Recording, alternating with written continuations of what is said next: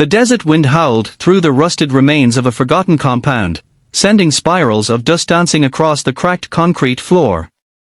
The silence that followed was thick, broken only by the low growl of a German shepherd standing tense and alert, his eyes locked on the man in the center of the courtyard.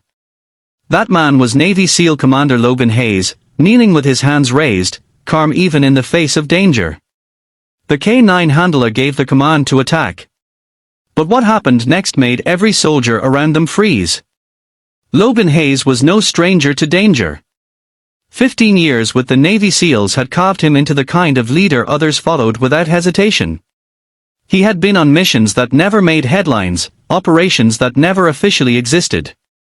But this one felt different from the start. They were deep in eastern Syria, tasked with retrieving a rogue informant suspected of turning over sensitive military intelligence. The intel trail had led them to a small desert village, where they believed the informant was hiding inside an abandoned weapons facility.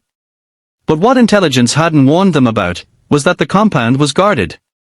Not by men, but by highly trained dogs. As Logan moved ahead of his team to clear the building's east wing, he came face to face with a German shepherd, muscular, eyes sharp, and posture aggressive. The dog didn't bark. It didn't back away. It stared with laser precision. Seconds later, a voice crackled through a speaker. "Do not move. That dog is trained to kill." The team froze in formation as the K9 handler stepped out from the shadows. He was not Syrian militia. He wore no uniform. He was American. Logan's heartbeat didn't race. He simply lowered his weapon and said calmly, "I'm not your enemy." The handler gave the command. "Attack."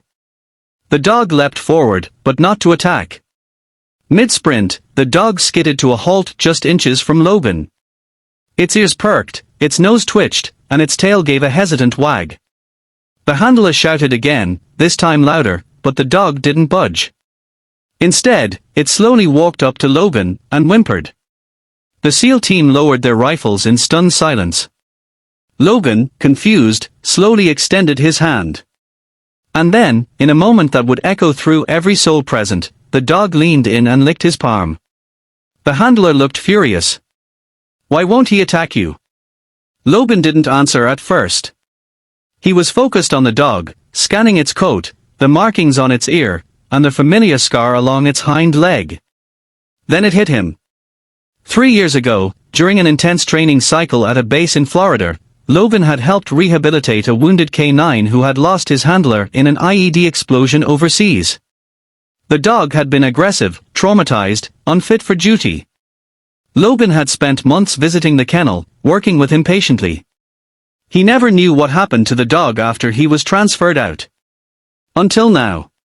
"His name is Thor," Logan said quietly. "And he remembers." The handler's voice cracked with emotion. "You knew him?" Logan nodded. "I didn't just know him. I helped save him." But the moment of connection was fleeting. The enemy informant had spotted the commotion from a hidden vantage point and fired a round at Logan's team. Gunfire erupted.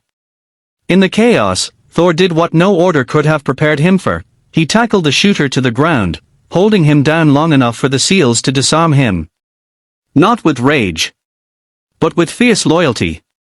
When the dust settled, the unit was safe, and the rogue handler was taken into custody.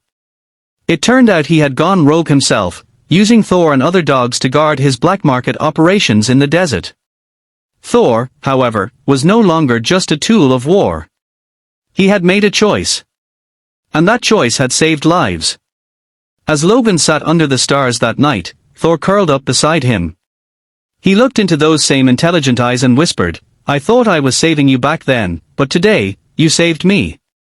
Back home, Logan fought to adopt Thor permanently. The bureaucracy was brutal. Military dogs were considered government property, and Thor still had value on paper. But Logan didn't give up. And neither did the world. News of Thor's decision not to attack and his actions during the mission spread quickly. Millions viewed the bodycam footage leaked to a reporter. Public outcry surged in support of Logan's plea. Eventually, the Pentagon relented. Thor came home. But he didn't retire to a quiet life in the suburbs.